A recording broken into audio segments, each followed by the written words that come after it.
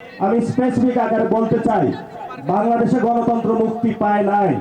যেই সরকারটা হয়েছে এটা একটা অগণতান্ত্রিক সরকার।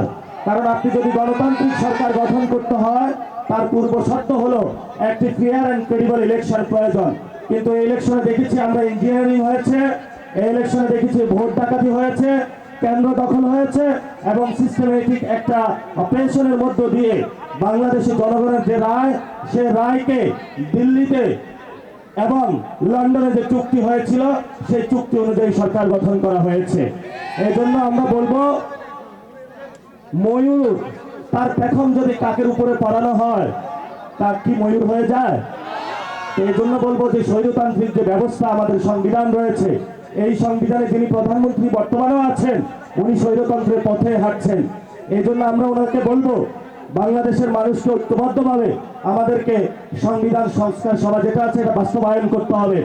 যদি বাস্তবায়ন আমরা না করতে পারি, তাহলে আপনারা এরকম দেখতে পারবেন শেখ হাসিনার মতনই যেইভাবে রাজত্ব চালিয়েছিল, আরেক স্বৈরতান্ত্রিক রাজত্বের দিকে আমরা যাচ্ছি।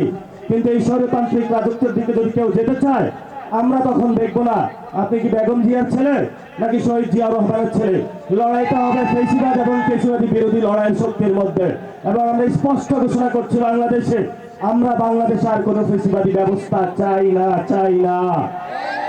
এই যে লাস্ট কথা যেটা বলবো, বিচার, সেটাতে নাকি 1 কোটি টাকার ঘুষ পাওয়া গিয়েছে। আবার যার নামে অভিযোগ এসেছে সেও নাকি বিএনপির একটি দাপ্তরিক দায়িত্বে আছে। তো বিচার প্রক্রিয়া যদি এই অবস্থা হয়, তাহলে আবু সাঈদ, মুগ্ধ, শহীদ ওয়াসিম তারা যে জীবন দিয়েছিল, তারা তো সেই জীবনের বিচারও তারা পাচ্ছে না। এই বাংলাদেশ আমরা দেখতে চাই না। নতুন করে কথা এসেছে যে শেখ হাসিনা নাকি ভুল বুঝানো হইতো, তাকে কারা উপদেশ দিত।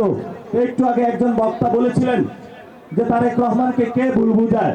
তো তারেক রহমানের রাজনৈতিক উপদেষ্টার নাম আপনারা জানেন?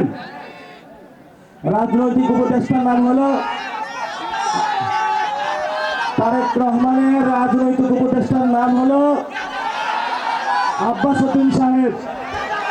এবং এই আব্বাস উদ্দিন সাহেবের রাজনৈতিক উপদেষ্টাকে জানেন? আফরোজা আব্বাস সাহেব, যিনি সুন্দর মতো কেন্দ্র দখল করেছিলেন, ভোট ডাকাতি করেছিলেন। তো আমরা ধরে নিতে পারি তারেক রহমানের ইনডিরেক্ট উপদেষ্টা হলো মির্জা আফরোজা আব্বাস সাহেব। তো দেশটা কোন দিকে যাবে সেটা তো আমরা বুঝতেই পারি। তারপরে নারীর এম্পাওয়ারমেন্ট হয়েছে, তো সেই জায়গা থেকে তাদেরকে আবেদন জানাবো, আমাদের অনেক মা বোন দর্শিত হচ্ছে। আল্লাহর রাস্তায় আপনাদের কাছে মাপ চাই, যেই মায়েদের থেকে আমাদের জন্ম, আপনারা একজন সন্তান আছে, আল্লাহর রাস্তায় যেই কোনোভাবে হোক বাংলাদেশে, এই যে স্বরাষ্ট্রমন্ত্রী আছেন অটোরিকশা নিয়ে ব্যস্ত আছেন, এই যে বিভিন্ন কাজে ব্যস্ত আছেন, এগুলো বাদ দিয়ে আগে দর্শনটা থামান। আমরা বাংলাদেশে দর্শন চলতে দিতে চাই না। যদি আপনারা এটা না করতে পারেন, আমরা আমাদের নিরাপত্তার দায়িত্ব আমাদের হাতে তুলে দেবো ইনশাআল্লাহ। রাজশাহীবাসী ভালো থাকবেন। রাজশাহীবাসী ইসলামিক আন্দোলনের ঘাঁটি ছিল, ভবিষ্যতেও থাকবে। ইসলামের পক্ষে লড়বে, সার্বভৌমত্বের পক্ষে লড়বে, আজাদির লড়াই চলবে। আসসালামু আলাইকুম ওয়া রাহমাতুল্লাহি ওয়া বারাকাতুহু।